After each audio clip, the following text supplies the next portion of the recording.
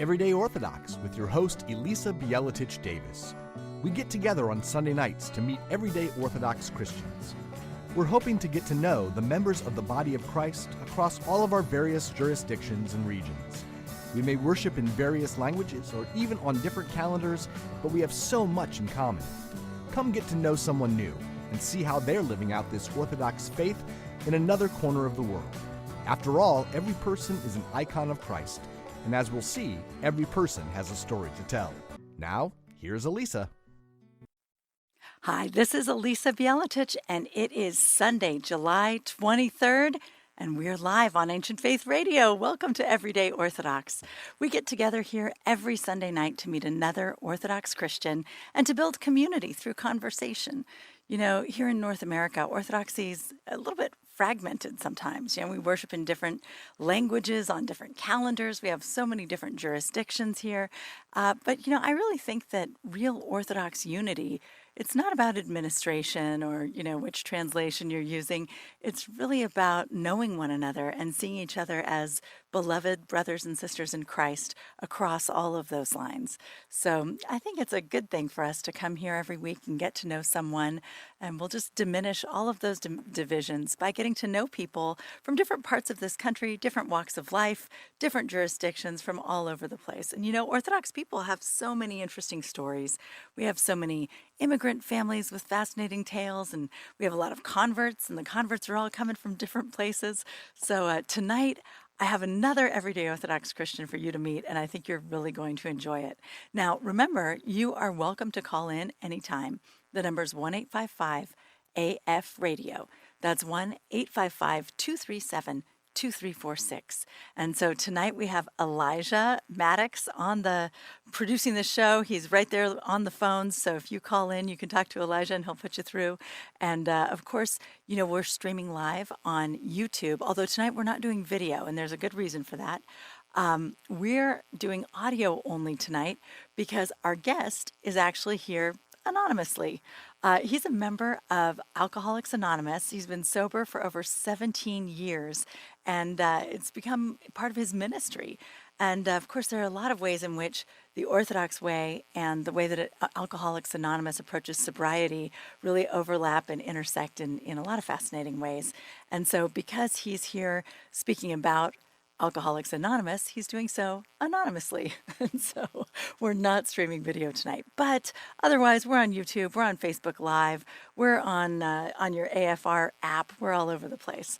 So without any further ado, let me tell you about our guest.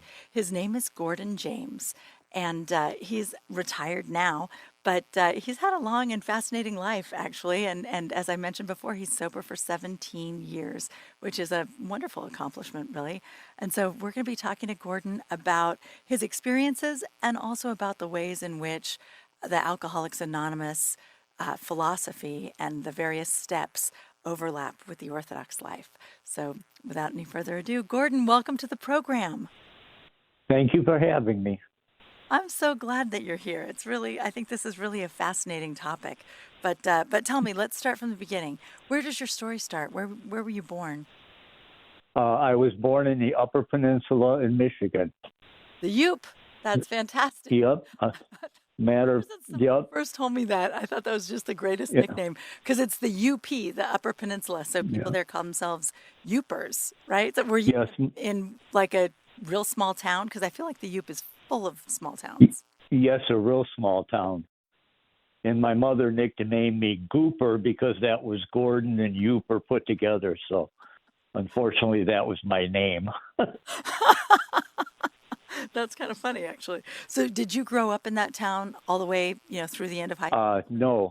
No. My father had to travel a lot. And so I have lived in St. Ignace, Manistee, Grand Haven, Monroe, Michigan, which is on the east side of the state. And then we moved to Petoskey, and then I moved to where I am now. Do you know, we drove through Petoskey, I think last summer, and I just got to stay there for a few hours, and I decided that's the most ideal town I've ever seen. It's just beautiful with the lake there and all that. Is it as great in person, like really living there? Did you like Petoskey? What did you think? Well, when I lived there, I was, let's see, probably 8, 9, and 10. And so we lived out of town, so we lived in the woods. So me and my friends used to run around and either play Army or Indians or that kind of stuff. So, yeah, it was fun growing up there.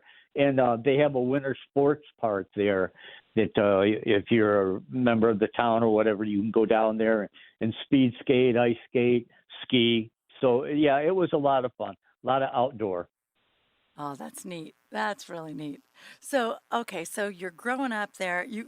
Were you like always living in the woods in kind of small towns? I mean, that seems like kind of a rough life in Michigan because you guys get a lot of snow up there.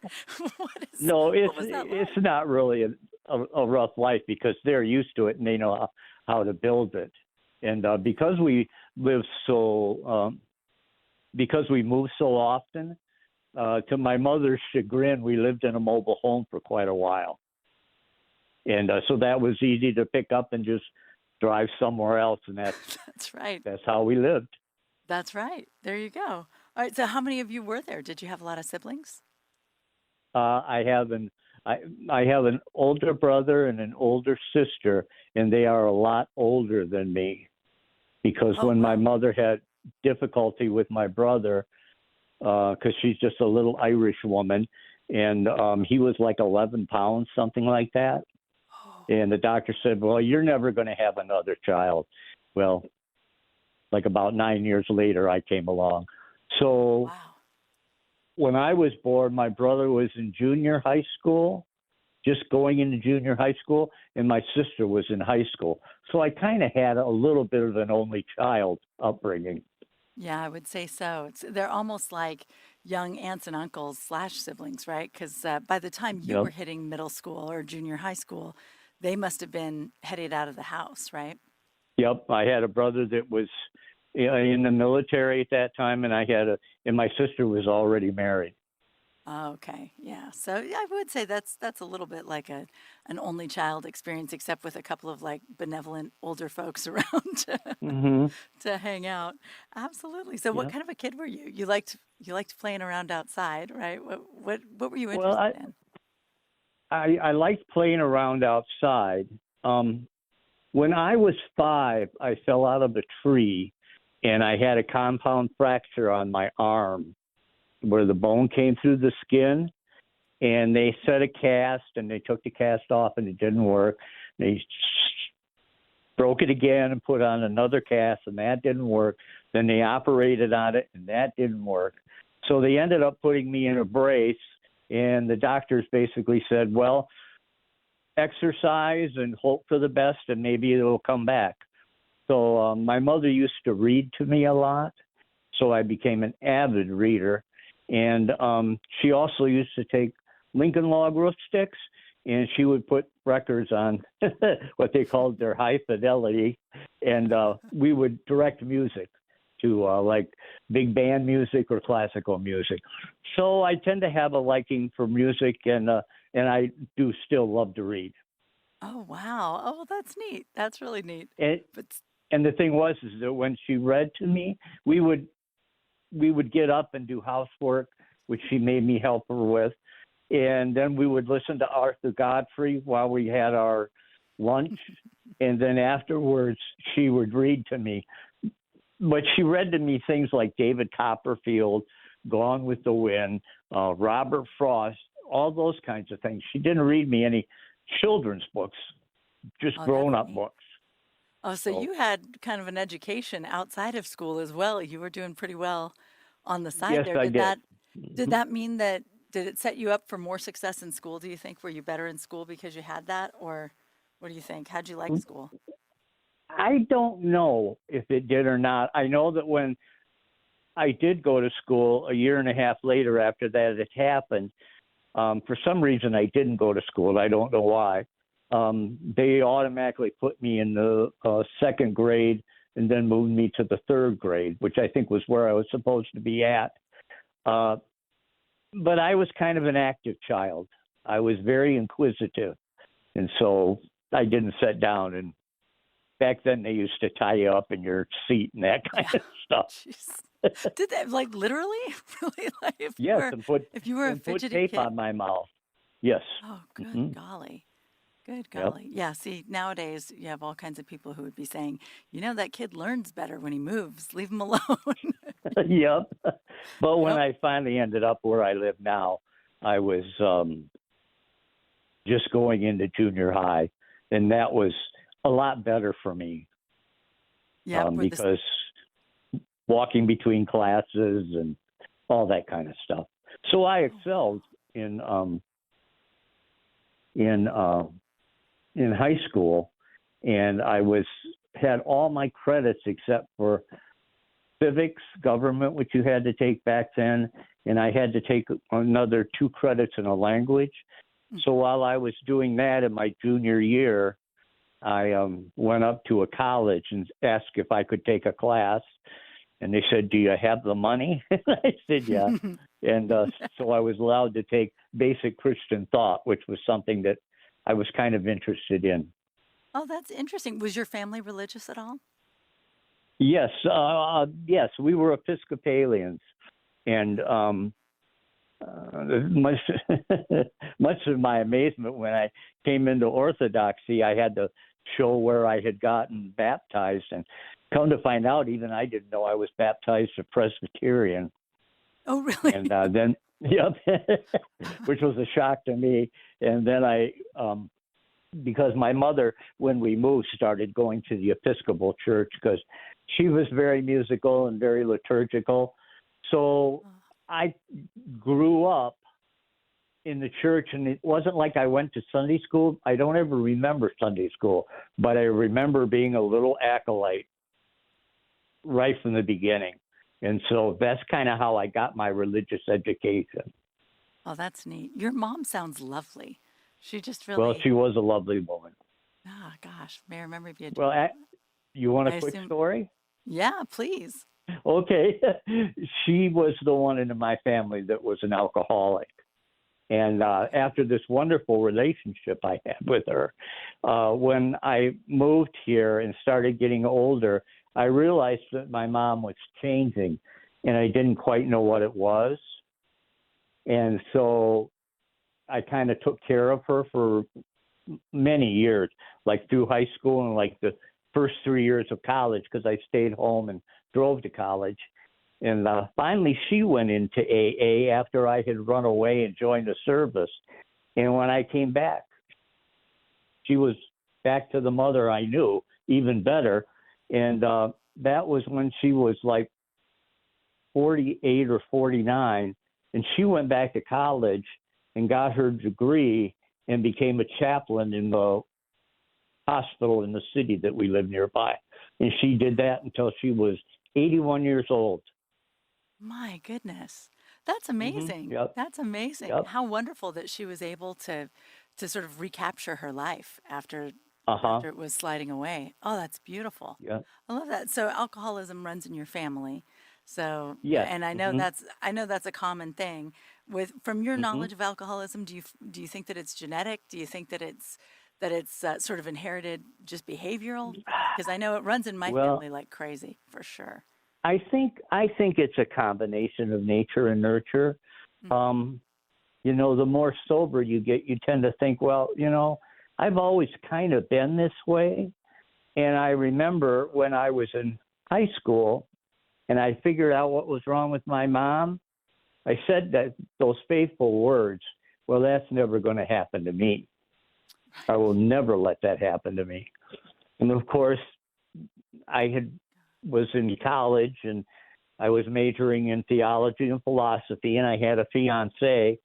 And one day I just ran away. I just went down to the service and I said, I want to sign up. And they said, okay. And 2 days later, I was gone. And that's kind of a reaction like alcoholics react that way, just right on the spot, right at the moment. They just take a sharp right or left. And so that's what I did. And so I kind of think it is nature and nurture. And of course, when I got into the military, I was sent overseas to Japan and the Philippines. And that's what sailors do when they're not working. They drink. So I initially tried a couple of beers, and then the next thing that came out of my mouth was, well, that's not so bad. I can handle this. Oh, no. And that was the beginning. Oh, gosh. Now, did you see any combat during the years that you were in the military, or were you relatively No, peaceful no. times? I worked on an aircraft carrier. Okay, okay. And whenever we pulled into the Philippines and the ship would go out, I would stay in the Philippines for a while. Oh, wow. Wow, that's beautiful though. But unfortunately, you were developing a habit of drinking with the guys quite a bit, huh? Yeah, drinking and other drugs. Okay. Very plentiful, very plentiful. Yeah, it's a shame, right? That we sort of build this culture. You're trying to serve our country, and here's this culture of drugs and alcohol that is just sucking Yes. you in. It's really it would Yep. behoove us perhaps to clean that up a bit, wouldn't it? It would be real helpful. Be Well, real I helpful don't to know let- why they would. They don't allow AA in the military, so That's strange. I didn't know that. That is really strange. yeah. Well, I when I got sober, I went to the VA and told them, after a while, I said, "Are there any meetings here?" And they said, "Yes, we have meetings." And I say, "Well, I do AA meetings where I live," and they said, "Well, we don't do AA here," and that's because it's termed a spiritual type recovery. So, Wow. Well, I mean, they have chaplains in the military, so I'm kind of surprised by that, really. That, yep. and besides which, if a system works, like let's use what works, maybe. But That's right. gosh, that's a shame. Well, there you go. But all right. So as you were going, how long did you serve in the military? I served in the military until, from 75 until 81.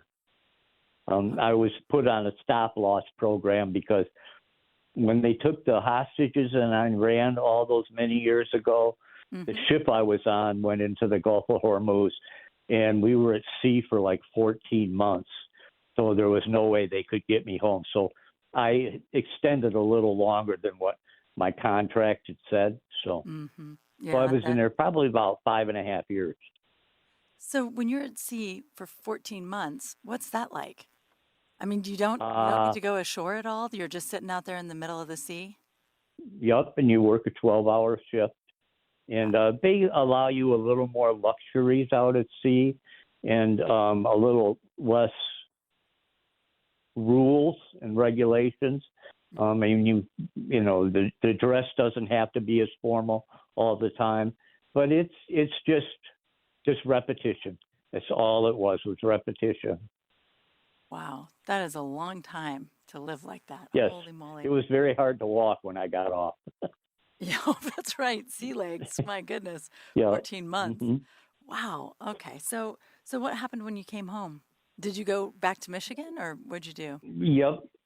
I got married while I was in the military. Oh, did you meet someone in the Philippines?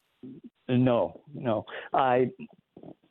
A girl that my high school was very small, so we only had 34 people in my class. And one of the local girls from a big family, she and I shared a locker alphabetically. And she always thought I was a nice guy because I let her have the 2 shelves and I just threw everything I had on the bottom. I was just a slob. I wasn't being nice. And she read in the paper that I was over there, and she started writing to me, and I started writing to her because we had been friends. And we basically fell in love through our letters. And then when I was like about 2 years in, I came home for a Christmas vacation, and we decided we were in love and we would get married. And I said, well, let's wait a year just to see. And she said, well, that'll be okay. And I got over there and I got to thinking, this isn't going to last for a year. And she was sort of writing that too. So I got emergency leave, went home, we got married, and then I brought her back to Japan. Oh, you were worried that if you waited a year, you wouldn't get married at all. So you figured you'd get married and keep her with you close, huh? That's right. Yep. Oh, okay. And, all right. And we had one of those nice little Japanese apartments, and it was fun. That's neat. An But so, extended honeymoon.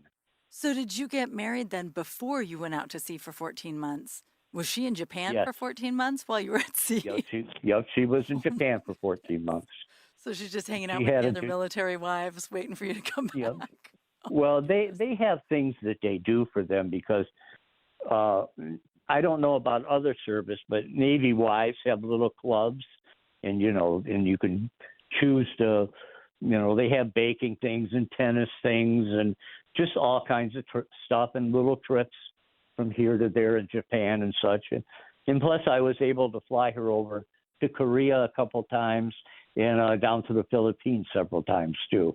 So there was always a break. It was only that last 14 months and we didn't expect it to be that long, but I'm sure, yeah.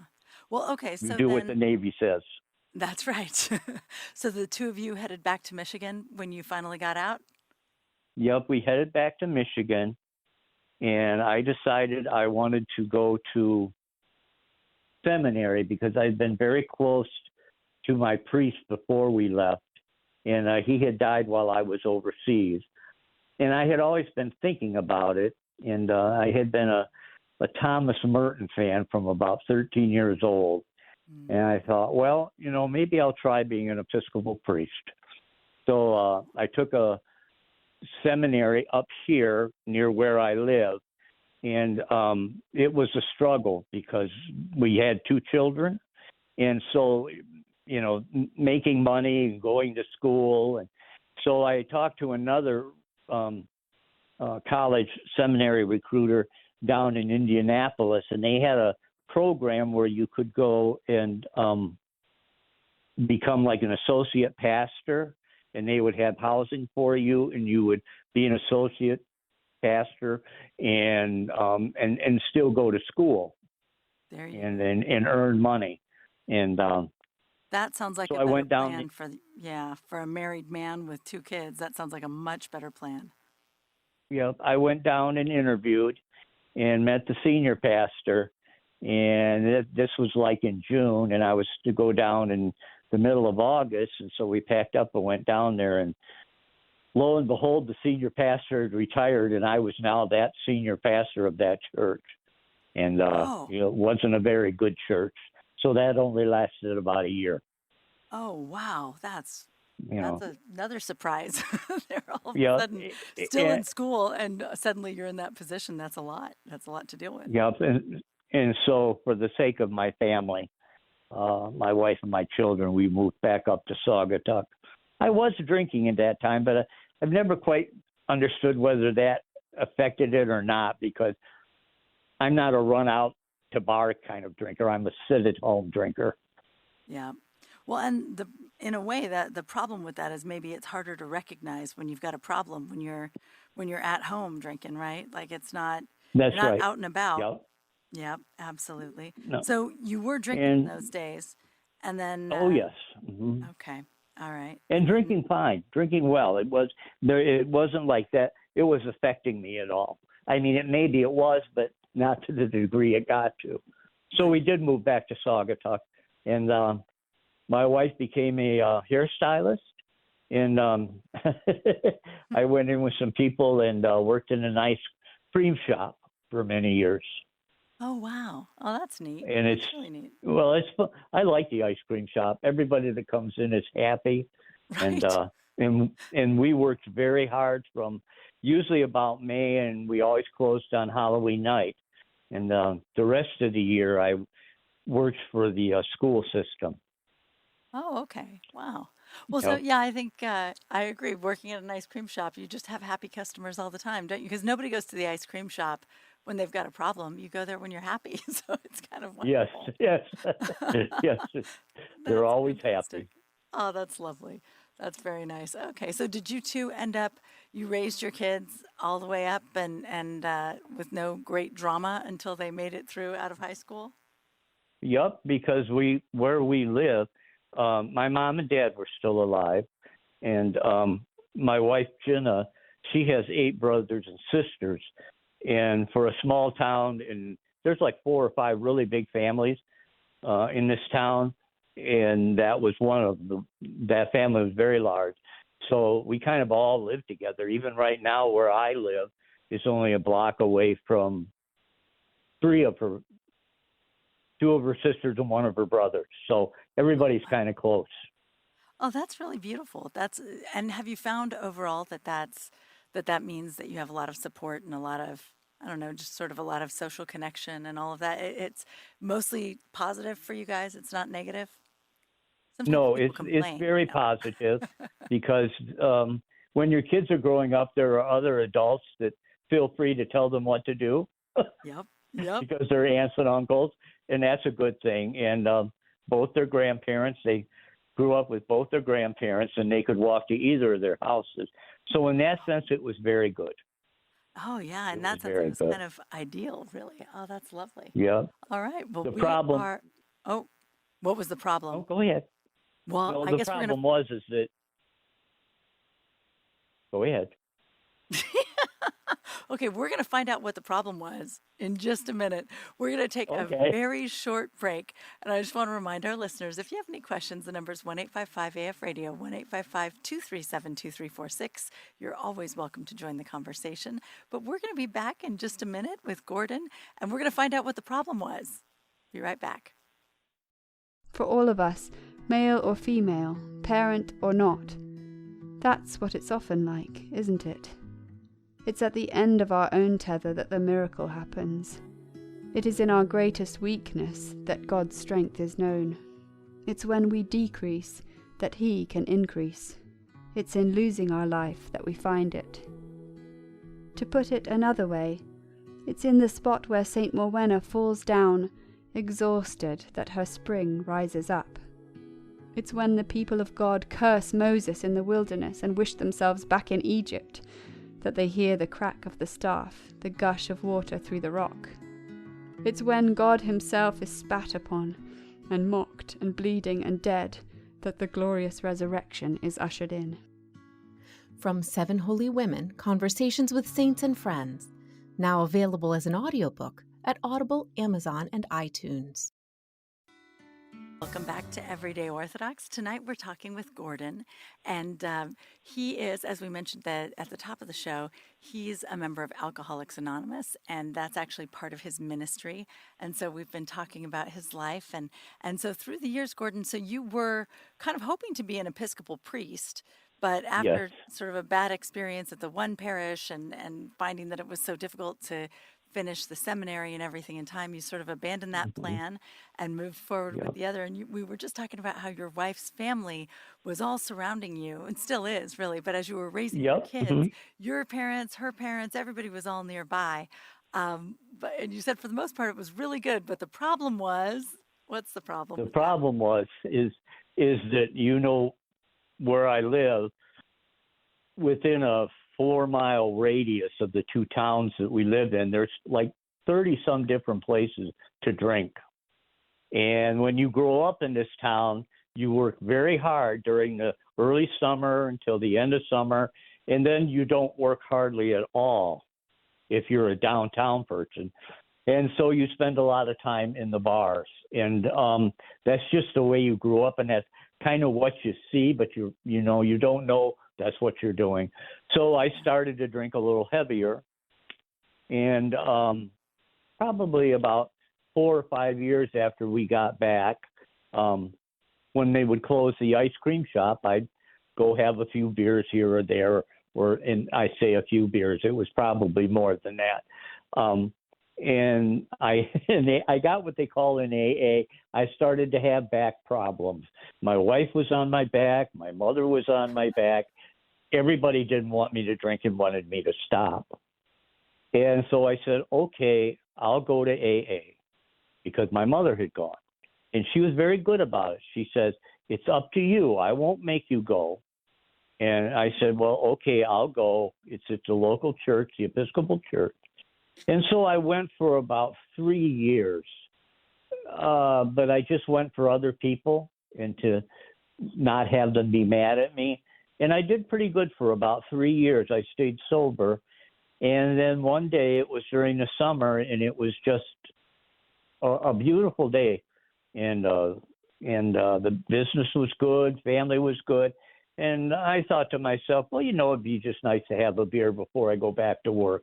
I was on my lunch break, and that was it. And then I thought to myself, well, this really isn't as bad as you thought it was.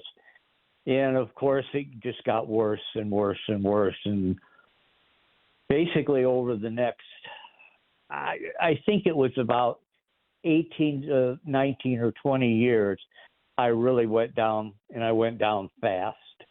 And I went down hard, and I hit my bottom.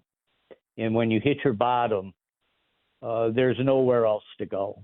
And so you have what we call the gift of desperation. I was so desperate, I'll do anything. And you find out that the only thing left is, as they say in AA, a higher power. A lot of people say God. But that's what was left. I could not do anything to help myself, and the people around me could not help me. And I was drinking 24/7. I was drinking, getting up at night to stop the jitters, and I was fighting with myself all the time. I got to stop drinking. I want to stop drinking, but I can't stop drinking. And the insanity with that is just, it's very hard to explain to somebody that's not that way. But towards the end, we didn't open up the ice cream shop till 10, and my wife would go to work about 8. So I would sleep in and sit around and have breakfast. And the minute she left, I would drink. And I would say to myself, okay, today I'm going to quit drinking. But I already had drank. So the insanity is just, I think that's what a lot of people don't understand, the sickness and the insanity that goes with alcoholism. Because otherwise I was okay. I was a good husband. I was pretty much a good father.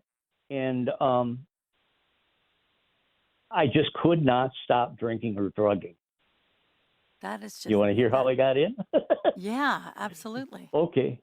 All right. So I knew I had to go back, but I wasn't going to go back to AA because I wasn't good at AA. And if I'm not good at AA and all I drink, well, I just might as well drink. So I thought, well, maybe I'll get a little therapy. So I went to visit this therapist, and she was in the program, which I did not know at first. And then, and I would go in to see her twice a week at 9 in the morning, and I was drunk every single time I went in to see her.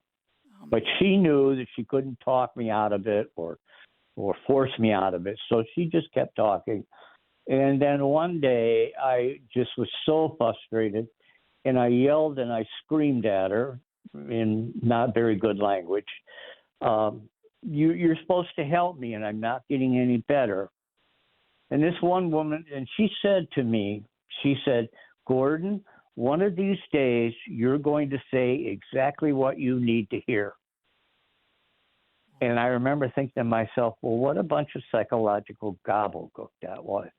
But it made sense. And what she was telling me is I had to look in the mirror and say, guess what, Gordon? You're a drunk just like Mom was and just like all these other people you see. And you're an alcoholic. You cannot stop. And so I crawled back to AA, and I did what I was told. And that was the main thing. I let them take care of me. And I got myself a sponsor, which is like a spiritual father that knows AA and knows the steps. And you start out simple. You go to meetings and you don't drink in between.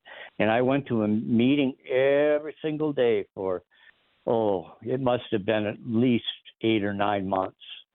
And I did what I was told, and slowly I began to learn and work the steps and have some assurance that I would realize, like 3 months in, well, I didn't think about having a craving for drink. And so I realized that God was helping me with what was really wrong with me, and that he was doing it in our step 3 The step one is you admitted you were powerless over alcohol. Your life had become unmanageable. 2, came to believe that a power greater than yourself would help you. And 3 is we made a decision to turn our will and our lives over to the care of God. And that was very important for me because I had God in my life. But when I got drunk and when I really was bad, I was really mad at God, very mad at God, shaking fist mad. And so I had to, when you come into AA, either you have no sense of the divine or whatever sense you did have of the divine, which was me, I had to throw it all out, start from the beginning. And I think that's one of the beautiful things about AA is you start from the beginning and you do it very, very slowly. And for me, that's like orthodoxy, the whole idea of theosis and salvation. It's a one day at a time thing, and you do it very, very slowly. And in AA, it gets better. Pretty soon, I didn't really have the urge to drink anymore, and I was doing pretty good at my job, and I was starting to love my wife again and my children again. I had a real bad sense of self-hatred when I was drinking, and I eventually started hating everybody and everything, hating God, the whole thing. And Why do you think that is? Like, what is the connection between heavy drinking and all of this, just this sort of intense negativity and hatred? Is it really that you're angry with yourself for drinking all the time and not being able to break out of it, and so you just aim it at everybody else, or what is it? well, I think it was kind of my nature. Like I said, I was I've always been a kind of a lone person, not lonely, but a lone person. And I think that kind of fed on it. And it's hard to say because I think it just takes over what's really natural in you. So if you have a tendency to not be alone, you tend to isolate and you tend to hate yourself. And because it's like I said, it's an idolatry. Yeah. The only thing I lived for was to drink. And when I drank, it was good. And then really it started to turn bad. And that was not just the overall arc of my alcoholism. That was the everyday thing I went through. I'd sit down every night and decide pour myself a drink and decide how I was going to quit drinking. And I tried this, I tried that, it didn't help. And it just becomes a real circular washing machine spinning thing. You just can't get off the ride. Yeah. Because I couldn't. I could not help myself. And that's what AA tells me. I need people around to help me heal. And I also can help them heal. And to me, that's very Orthodox, too. I think so, too.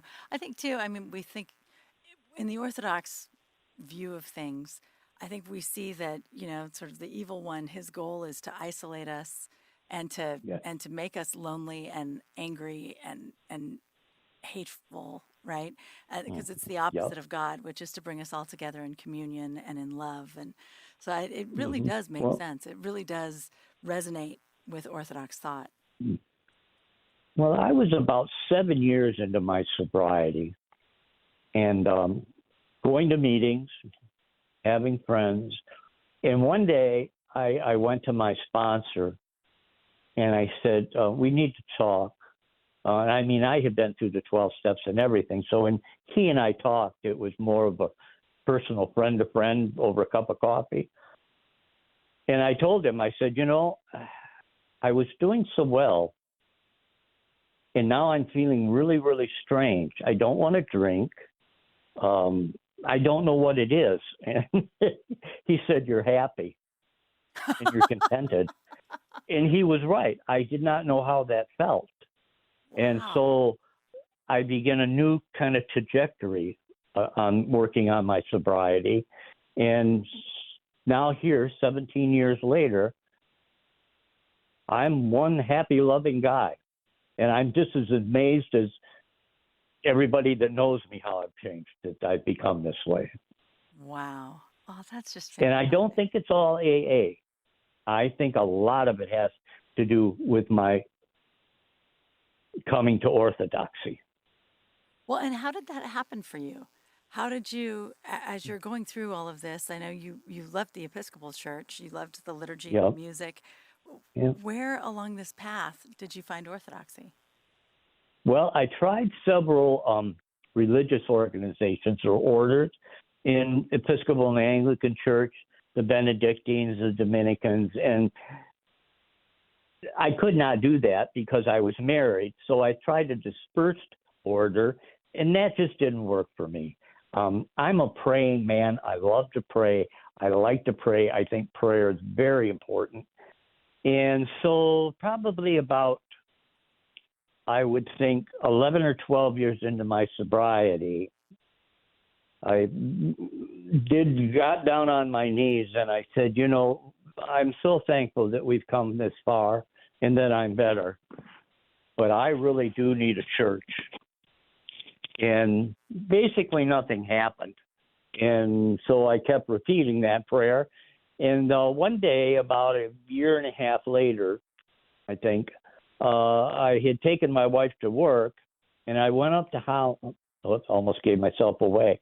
Went up to that big city up there, and Holland, Michigan. That's where I went, and it's a very religious town, very Reformed and Dutch Reformed.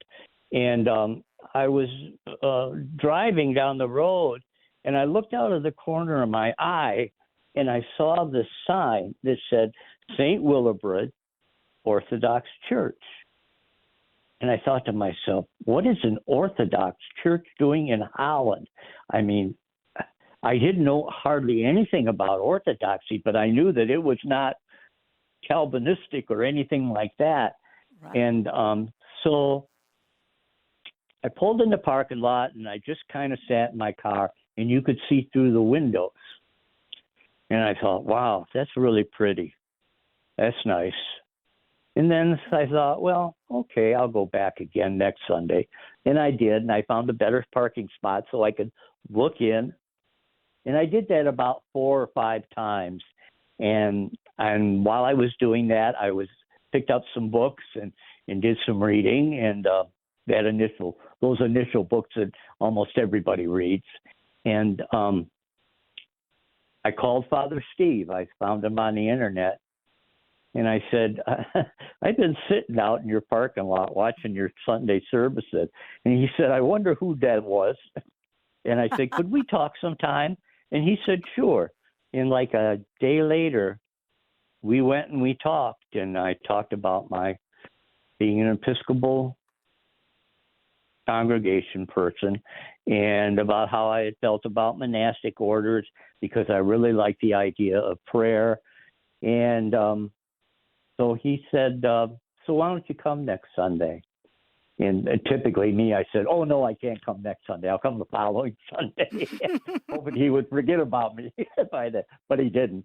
So Jenna, my wife, and I went. And we really loved it. It was like that thing with Prince Vlad, never have we seen something so beautiful or so close to heaven. We felt that way because we were liturgical in our nature. And so we started going, and then we started to become catechumens. And like about 2 years later, we were chrismated. And it's been the most beautiful experience in my whole life. And to come from where I was and to be where I am now is just miraculous. I believe it, but I sure as heck don't understand a lot of it. And one of the big things that I've realized is that Jenna and I, because we've become Orthodox, have grown so close, so much closer.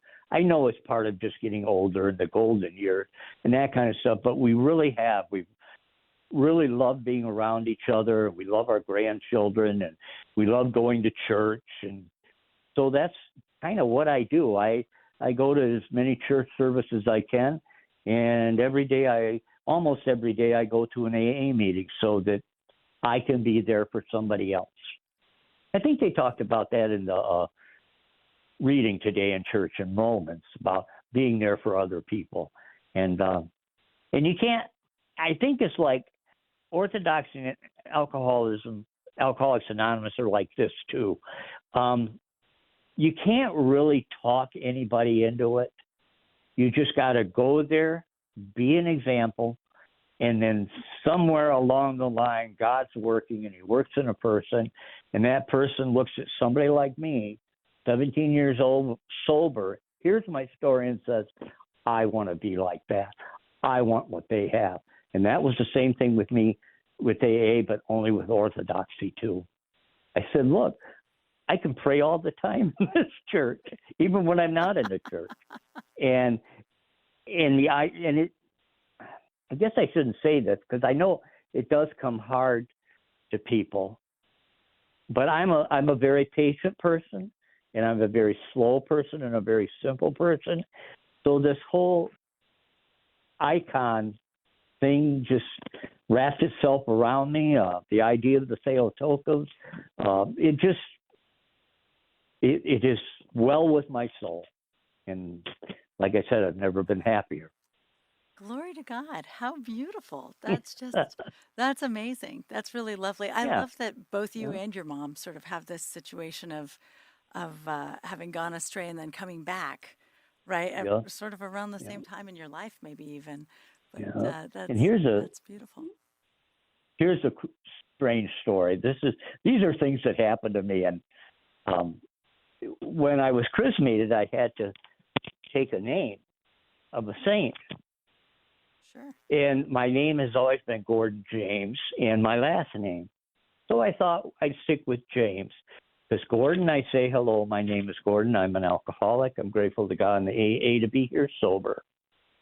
And with James, I could fit that into my orthodoxy. So I started looking at James, and I found James the Less, of which nobody hardly knows anything about him, the Apostle James. And so I said, you know what? That's my guy. And that's who I'll choose. And come to find out, his saint day is on my birthday. And I thought, well, that's just, it gets better. I thought, well, that's really strange.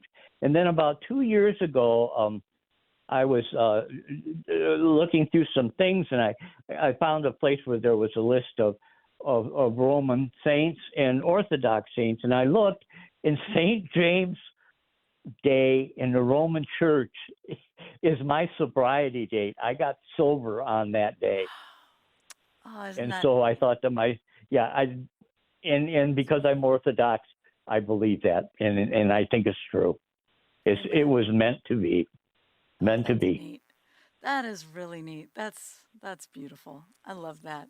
Well, and so gosh, so I love that also. So when you say that, you're going to AA meetings and you're helping other people, that seems like sort of a very Orthodox ministry for you, right? Yes.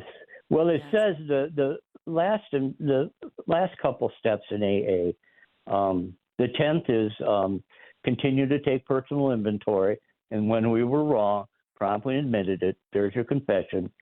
11 is to continue to pray and meditate and improve our conscious contact with God, which way back when told me, you got to learn more about God. You can't just settle for what this is in AA. You have to learn more.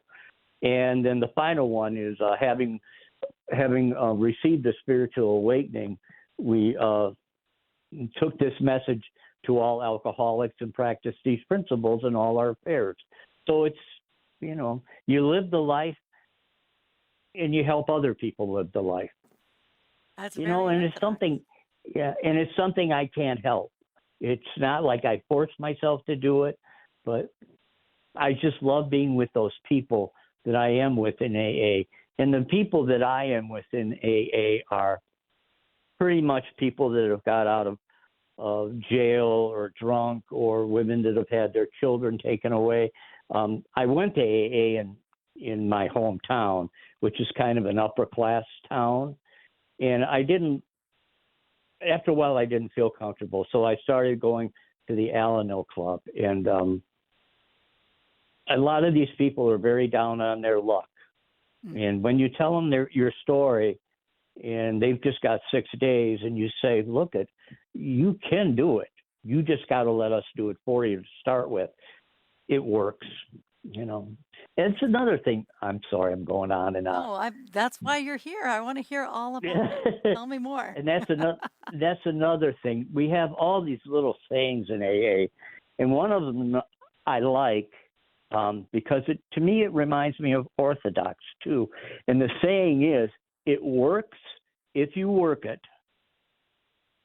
I like that. I like and that. And that's the same way with. It's the same thing. Very, it's totally the same. Yeah, it's the same thing. It's the same thing. And lots of times we say, you know, in AA they talk about faith and works having to be together because that's what it says in the big book that we read. And everybody will say the common thing, you know, well, if you're going to move that mountain, pray to God and bring a shovel. Oh, I like that. And that's the same way with Orthodoxy. Pray, icons, people, divine liturgy, all that kind of stuff. Yeah. Well, you know, I've met people who've grown tired of the Orthodox Church and felt that it didn't speak to them, but never someone who was really doing it, right? Like who was really doing all of the things and said that they didn't work. It was really more like, you know, people who grew up and didn't really understand it or didn't really participate in a lot of ways.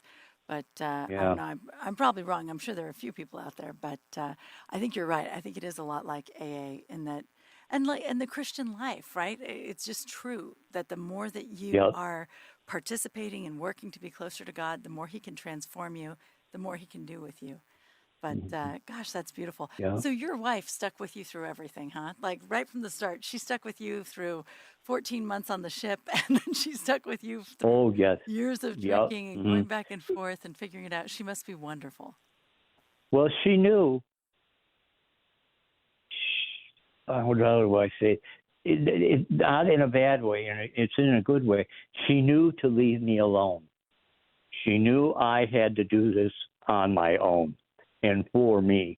And that's a very, very important step because there's lots of people that, you know, they wring their hands and they have the Al-Anon meetings and, oh, they're doing this and they're doing that. I want them to, you got to let that person run that journey. Yeah. You know, you have to believe that somehow God is going to change this around. Wow. It's like that little story in Joseph. You know, you meant this for evil, but God has meant it for good. That's right. That's right. We do have to trust. We have to just pray for one another. And even as a parent, right, we have to learn those lessons. We have to recognize. I was just at camp this week, actually, at summer camp with a bunch of kids. And one of the priests said, you're here to hold their hand, but remember, they're in God's hands. And I thought that was very beautiful, right? And that's some wisdom that your wife had as well, understanding that God's guiding this and she's going to hang in there. God bless her for hanging in there. What a wonderful person. That's fantastic. And I'm glad that things have ended so beautifully for the two of you, that it's come to these, that your final years are so happy, and it's like the reward at the end of at the end of all the hard work. Well, thank you. Yeah, we are both so happy that we found the Orthodox Church. So happy. We were good Episcopalians, but we live and breathe our Orthodoxy. Gosh, how beautiful. And I love that you just kind of drove up and looked through the window. You know what? I've heard a lot of conversion stories. A lot of people come to the church in a lot of ways. You are the first person I've known who just sort of drove up and looked at it and went, what's that doing here? You know, I had talked to Father Steve a couple times, and he said something to me, and I really think I kind of believe it. He said, nobody becomes Orthodox unless God brings them. And I think that's really true. Yeah, I think so. I don't think you go to Orthodoxy and say, oh, maybe I'll try this for a while, because it's not easy. And I think if you want to become Orthodox, there's a real sense of commitment there. It's not like going out and church shopping. Yeah. Which so many people do.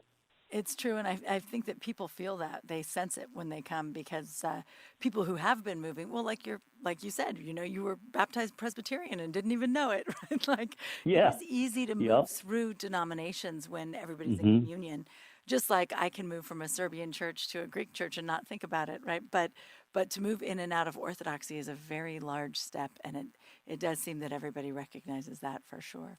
But Yeah. gosh, well, what a beautiful story, Gordon, and thank you so much. Mhm.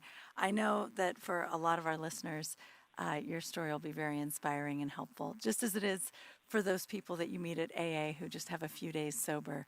It's always inspiring to hear how life can be transformed through God and through sort of humble obedience to Him and just taking it slowly one step at a time. Thank you so much, Gordon. We really appreciate you coming on the show tonight. Thank you for having me. Well, thank you, and take care, and thank you to our audience for listening tonight and for meeting another Everyday Orthodox Christian. And if you come back next Sunday night, we'll have another Everyday Orthodox Christian for you. Have a wonderful evening.